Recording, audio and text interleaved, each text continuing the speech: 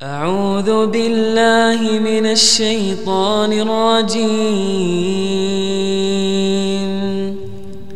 بسم الله الرحمن الرحيم.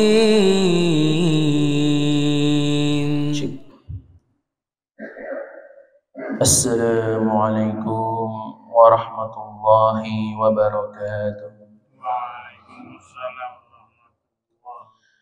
الحمد لله إن الحمد لله نحمده ونستعينه ونستغفره ونعوذ بالله من شرور أنفسنا ومن سيئات أعمالنا. من يهده الله فلا مضل له ومن يضلله فلا هادي له. أشهد أن لا إله إلا الله وحده لا شريك له وأشهد أن محمدا عبده ورسوله. أما بعد. Alhamdulillah, segala puji marilah kita panjatkan kehadirat Allah Subhanahu wa taala yang telah memberikan kepada kita segala kenikmatan, mulai dari nikmat kesehatan badan kita, nikmat keluangan waktu kita, dan yang paling utama adalah nikmat iman dan Islam dalam hati kita, sehingga pada pagi hari ini kita masih diberi kesempatan untuk melaksanakan sholat zuhur jamaah di Masjid Ar-Rahmah yang insyaallah diberkahi Allah ini. Salawat dan salam selalu kita aturkan kepada junjungan kita, uswah kita Nabi Muhammad Sallallahu Alaihi Wasallam, kepada seluruh keluarganya, para sahabatnya, para tabiin, para tabiut tabiin, dan semoga kita semua selalu menjadi bagian dari pengikut beliau hingga akhir kiamat. Amin amin. Jamaah rahimani wa rahimakumullah, insyaallah pada kesempatan pagi hari ini kita masih melanjutkan pembahasan dari kitab Ibnu Qayyim al-Jauzi rahimahullah ta'ala, yaitu kitab Ad-Da' wa Ad-Dawa. Kita masih membahas bab dosa-dosa yang besar. Maka Ibnu Qayyim menuliskan setelah membahas mengenai dosa membunuh, bagaimana besarnya dosa dan hukuman bagi orang-orang yang membunuh orang lain, baik itu muslim maupun non-muslim, tanpa hak atau tanpa alasan yang dibenarkan. Selanjutnya Ibnu Qayyim membahas mengenai dosa berzina, dan beliau menyatakan bahwa zina itu termasuk kerusakan yang paling besar. Kenapa? Ya karena zina itu akibat buruknya itu sangat banyak, merusak keluarga, merusak pasangan, merusak tatanan masyarakat, merusak moral. Bahkan saking buruknya Allah menyandingkan dosa zina ini dengan dosa pembunuhan dan syirik. Dalam surat Al-Furqan ayat 68 Allah berfirman, "Walladzina la yad'una ma'allahi ilahan akhar wa la yaqtuluna an-nafsa allati harramallahu illa bil haqqi wa la yaznun." Yaitu orang-orang yang tidak menyembah ilah yang lain selain Allah, dan tidak membunuh jiwa yang diharamkan Allah kecuali dengan alasan, dan yang tidak berzina. Wa may yaf'al dzalika yalqa atsama, dan barang siapa yang melakukan perbuatan itu niscaya dia mendapatkan pembalasan dosanya. Yudha'af lahul 'adzaba yaumal qiyamah wa yakhlud fihi muhana, dan akan dilipat gandakan azab untuknya pada hari kiamat, dan dia akan kekal dalam azab itu. Nah, di sini kita lihat bagaimana Allah menyandingkan dosa zina dengan perbuatan syirik dan pembunuhan, dan menyatakan bahwa barang siapa yang melaksanakan dosa ini maka akan mendapatkan dosa yang berlipat ganda. Allah menekankan kembali dalam surat Al-Isra ayat 12, "Wala taqrabuz zina," dan janganlah engkau mendekati zina, "innahu kana fahisyatan wa sa'a sabila." Sungguhnya zina itu adalah perbuatan yang keji dan jalan yang buruk. Jadi saking buruknya Allah itu tidak hanya mengharamkan zina, tidak hanya melarang untuk berbuat zina, tapi Allah menekankan jangan mendekati. Apa maksudnya jangan mendekati? Berarti yang dilarang itu bukan hanya zinanya, bukan hanya perbuatannya, tapi sarananya, fasilitasnya yang menuju untuk zinanya. Maka Rasulullah sudah jelas melarang, mulai dari larangan memandang dari pandangan mata. Kan kalau orang bilang dari mata turun ke hati, gitu. Karena biasanya itu nafsu, syahwat itu paling mudah masuk lewat mata. Karena mata itu paling berkesan. Kayak Allah memerintahkan dalam surat Ahzab bahwa kepada orang-orang yang beriman, laki-laki yang beriman, Allah perintahkan untuk menundukkan pandangannya. Disuruh menjaga matanya, jangan jelalatan, jangan lirik kanan, lirik kiri. Dan kepada orang beriman, kepada perempuan yang beriman, Allah perintahkan selain menundukkan pandangannya, Allah perintahkan untuk menurunkan jilbabnya,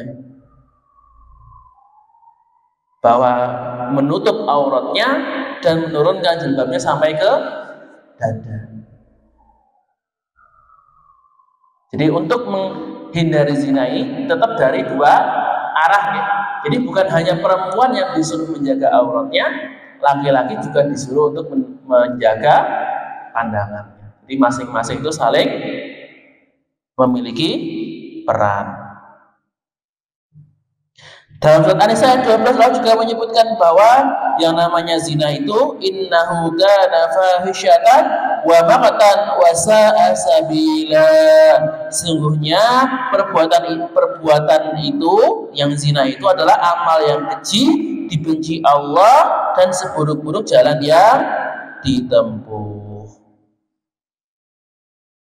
Nah, menunjukkan betapa buruknya, betapa besarnya dosa zina. Maka yang disebut zina itu apa? Dalam surat Al-Mu'minun Allah menerangkan ketika Allah menerangkan tentang orang-orang yang beriman. Qad aflahal mu'minun, sungguh beruntung orang-orang yang beriman. Maka salah satu ciri orang yang beriman ini Allah berfirman, walladzina hum li furujihim hafidun, yaitu orang-orang yang menjaga kemaluannya, illa ala azwajihim aw ma malakat aymanuhum fa innahum ghairu malumin, kecuali kepada istri-istri mereka, aw ma malakat aymanuhum, atau budak perempuan yang mereka miliki, fa innahum ghairu malumin, maka itu bukanlah perbuatan yang tercela. Faman ibtagha wara'a dzalika, barang siapa yang mencari selain dari dua itu, faulaika humul adun, maka itulah orang yang melampaui batas. Jadi yang namanya zina itu tadi segala hubungan badan kecuali dengan istri dan budak perempuan. Jadi yang boleh untuk berhubungan intim itu hanya dengan istri dan perempuan. Maka selain itu lewat kepada siapa saja, baik itu kepada yang sesama lain jenis, kepada yang sesama jenis, atau malah berbuat sendiri, itu termasuk Allah katakan ghairu apa faulaika humul adu. Itulah orang-orang yang melampaui batas, yang termasuk ke dalam kategori zina. Bahkan Rasulullah sendiri menetapkan salah satu kisos atau hukuman yang paling berat dalam Islam adalah hukuman bagi orang yang berzina. Orang yang ghairu muhsan, orang yang belum pernah menikah, ketika berzina hukumannya 100 kali cambuk. Cambuknya itu cambuk rotan itu nggih Pak nggih, model itu. Jadi kayak yang biasanya nggih guru-guru niku, tapi gede, lebih besar, dicambuk punggungnya 100 kali. Yang muhson, yang sudah menikah, apa hukumannya? Dirajam sampai mati. Ini seakan ini hukumannya sama-sama ngeri ya Pak, sama-sama berat. Ini menunjukkan betapa jeleknya, betapa besar keburukan yang disebabkan oleh perbuatan zina itu. Tapi ada satu hal yang menarik Bapak Ibu, bahwa selama masa Rasulullah SAW, walaupun hukuman zina itu berat, tapi selama masa Rasulullah tidak ada orang yang dirajam karena ketahuan. Maksudnya semua orang yang dihukum dirajam karena mereka mengaku, bukan karena ketahuan. Kenapa? Karena syarat hukuman zina itu diterapkan itu memang berat. Syaratnya apa Pak? Syaratnya adalah ada 4 orang mukmin, 4 orang Islam yang menyaksikannya. Yang menyaksikannya bukan karena mengintai, jadi nek nunggoni ngintip itu nggak berlaku. Dan ini menyaksikan perbuatan zinanya itu disaksikan oleh kepala mata sendiri. Jadi nek misalnya mau melihat masuk rumah bareng atau masuk kamar bareng, itu belum bisa dikenai hukuman zina. Dan nggak boleh kok dobrak, nerobos masuk, itu dalam Islam tidak diperbolehkan. Berarti kan kalau seperti ini ya berzina disaksikan oleh 4 orang beriman, ini kan hanya bisa terjadi ketika dia berzina di depan umum. Dia memamerkan perbuatan zinanya. Nah, kenapa kok kalau memamerkan ini hukumannya jadi sangat berat? Karena kan ketika orang memamerkan maksiatnya dilihat oleh orang lain, maka akan membawa kerusakan kepada masyarakat. Islam itu sebuah agama yang sempurna. Islam itu melindungi pribadi dari keburukan masyarakat, tapi juga melindungi masyarakat dari keburukan pribadi. Maka selama masa Rasulullah itu orang yang dikenai hukuman rajam itu hanya dikenai hukuman karena mereka mengaku. Ada salah seorang sahabat yang datang kepada Rasulullah, "Ya Rasulullah, saya sudah berzina, tolong saya dirajam, dihukum." Itu pertama kali Rasulullah nggak langsung, "Oke, kamu mengaku, saya langsung hukum." Enggak. Bahkan Rasulullah itu sampai berpaling, pura-pura tidak mendengar. Maksudnya ini kan hukuman yang berat, kok taubat Gak usah lapor, taubat saja, biar gak usah dirajam. Rasulullah berbaik, sahabatnya masih bilang lagi. Rasulullah pun bertanya kepada sahabat yang lain, coba cek itu sahabat yang mengaku itu mabuk atau tidak.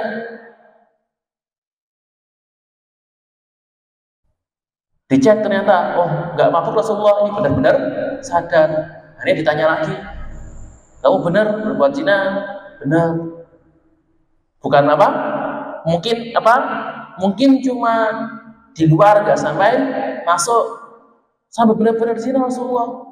Saya benar-benar bersalah, tolong saya dihukum. Akhirnya baru dihukum.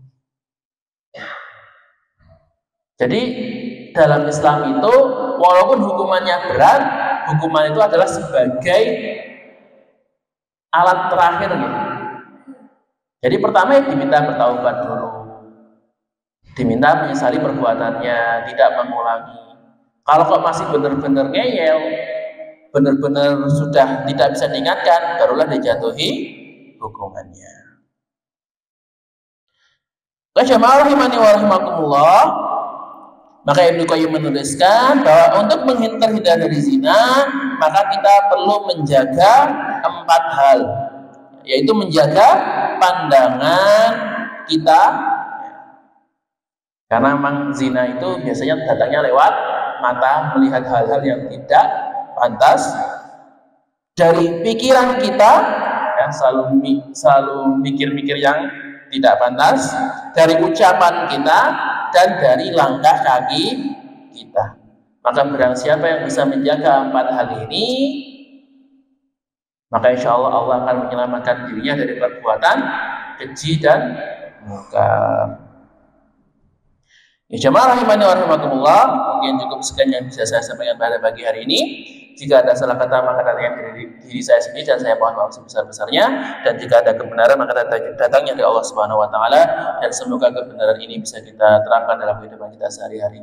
La taqul walidayah wa la walinayah nun wal qalami wa ma yastan mastabiqul khairat subhana rabbika rabbil izzati amma yasifun wa salamun alal mursalin walhamdulillahi rabbil alamin. Assalamualaikum warahmatullahi wabarakatuh. سبحان ربك رب العزة عما يصفون وسلام على المرسلين